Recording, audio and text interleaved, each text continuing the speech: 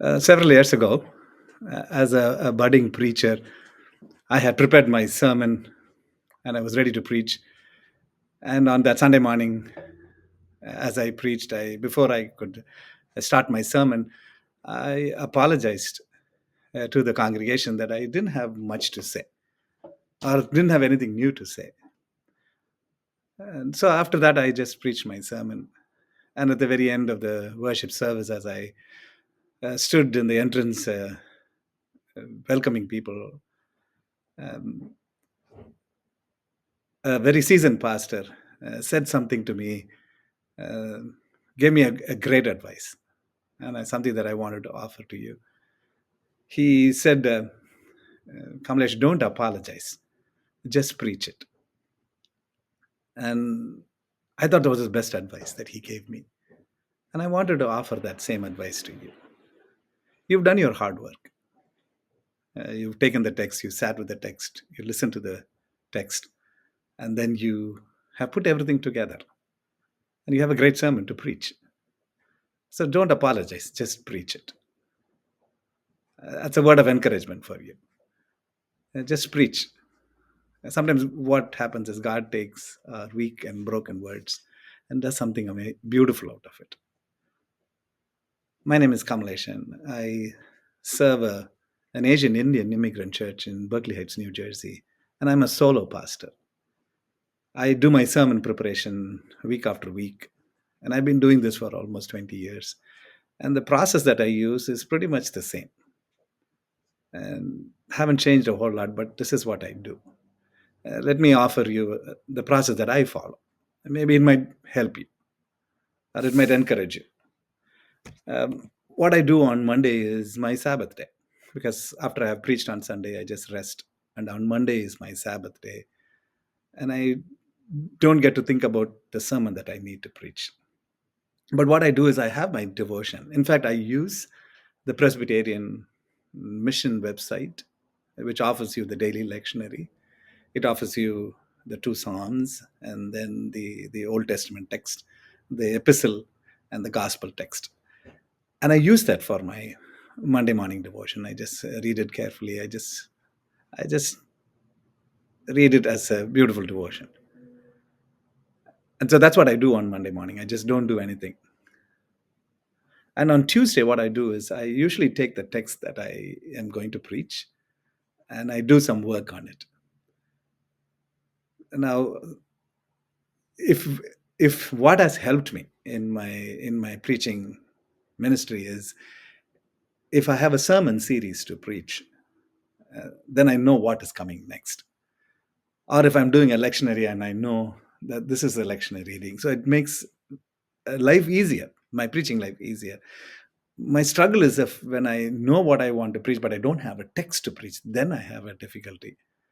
Now, if I know I have sermon series to do, I know what's coming next. So for the following week, the text that I have, I take that text, I compare different versions of that text. I sometimes look at the translations of that text. And I do that all of that reading and I put them side by side and I read it very carefully. And what I oftentimes do is I take a lot of time to listen to what the text has to offer on behalf of the congregation. Thomas Long says it so beautifully. What he says is, you and I, as preachers, we don't have much to say until we have heard a word from God. And then he goes further to say, after we have heard a word from God, there is no stopping. And so, as preachers, you are sent by your congregation on their behalf to listen to what the text has to offer. So, just listen, take some time to listen to that text on behalf of the congregation. And sometimes what I do is I kind of dislocate myself. I take the text, instead of reading it in my study, I'll take the text and I will walk out to a coffee shop or I will sit down in a park and I will read that text from a different context. And so that offers me a greater perspective. So I start doing that work on Tuesday. And on Wednesday, I pretty much do the same. I read all of the other things that go with it, but I still don't, I'm not yet gone into reading the commentaries. And maybe later part of Wednesday, I might start looking at commentaries. But my priority is to do my work on Tuesday of just listening to the text. And so on Wednesday, I do the same, but now I'm reading a little bit more extra literature on that text.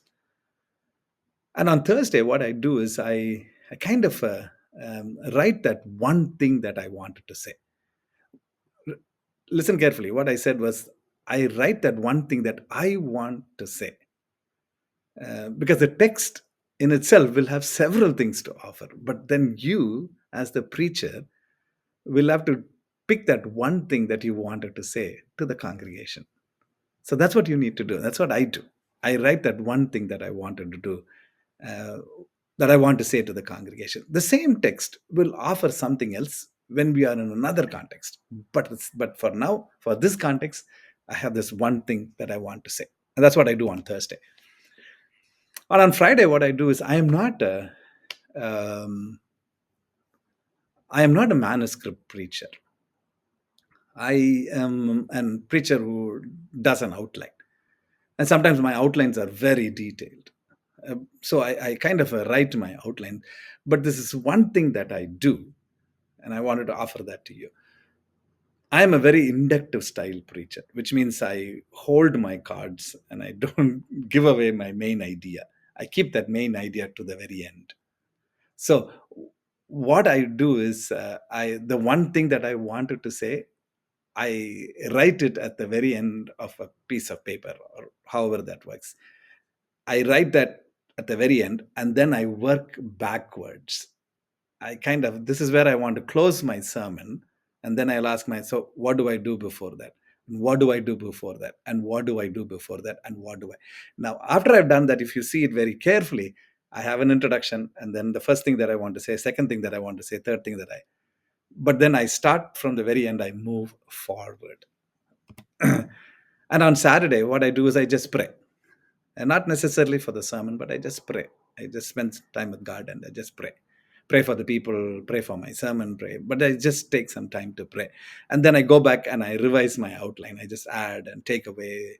And oftentimes I will take away a lot because I have put in a lot of things. Now I am telling myself, what is it that I don't have to say?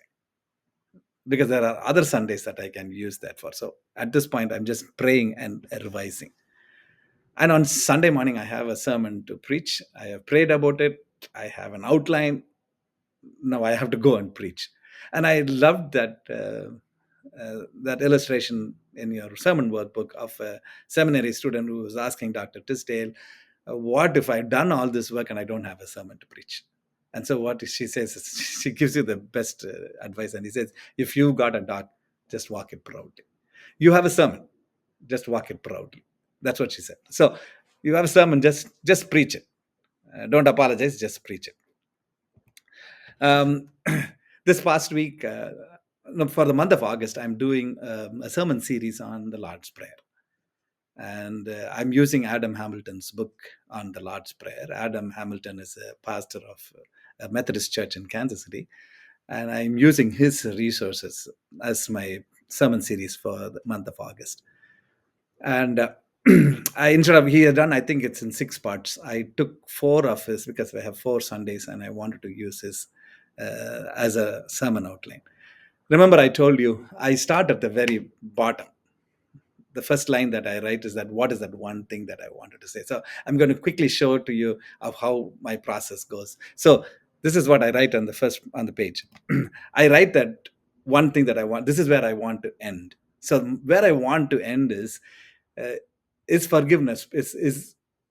Forgiveness is possible at the cross and because of the cross is the first line that I wrote. And then I wrote to myself, the next one is forgiveness possible? Yes, forgiveness is possible because of the cross. And I see now I'm going backwards. And then what I did was, I have to tell the congregation, because I'm talking about forgiveness, I want to tell them what forgiveness is. So that I write before that. But then I also wanted to tell the congregation what forgiveness is not. So I list all of those things of what forgiveness is not. But then now I have to talk about I want to bring in scripture because I want to tell what did Jesus talk about forgiveness, because Jesus told a lot of stories to us about forgiveness. And then Jesus even showed us what forgiveness looks like when a woman was caught in adultery. But then Jesus also modeled it on the cross. So I want to talk about what Jesus said about forgiveness. And then finally, because I'm doing this 4-part sermon series, my first job that I did was to recap what I have been doing. So if you look at it now, let me show you what my outline looks like. First, what I do is I recap what I did. The second thing that I do is I talk about Jesus and forgiveness.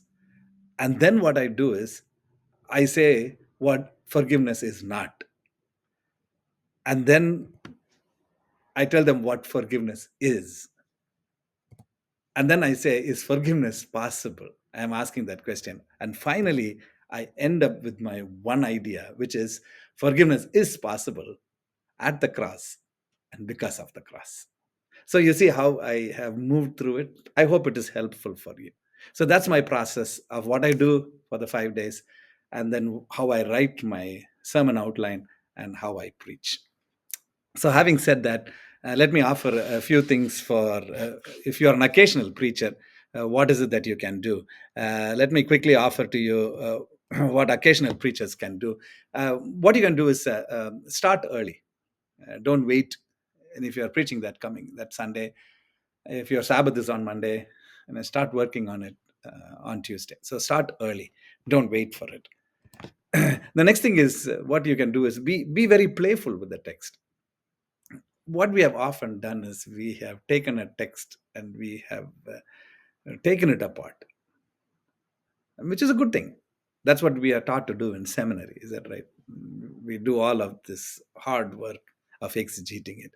Yeah, that's all important. But what I'm asking you to do is just be playful with the text, which means you can read aloud the text, you can role play the text, you can dislocate yourself in the text, you can locate yourself in different parts of the text. So be very playful, because sometimes when uh, by being playful, what happens is instead of you holding on to the text holds on to you, and when that happens, there is a great sermon that will come out for you.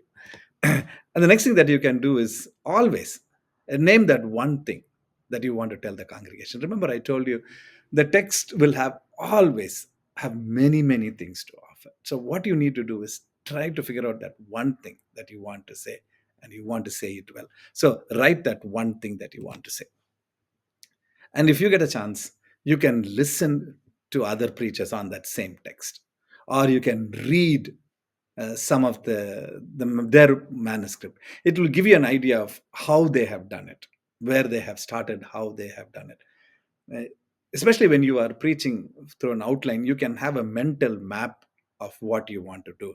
You can tell yourself, this is what I want to do first, this is what I want to do second, this is what I want to do third, this is what. So you can mentally map it, and that way it's easier. So when you're listening to other preachers, see what they are doing, or hear about what they're doing. And then if you're reading somebody, just see what they are doing, what they are doing first, what they're doing second, what they're doing third, and how they are ending that sermon. And then this is my advice to you, is start something contemporary.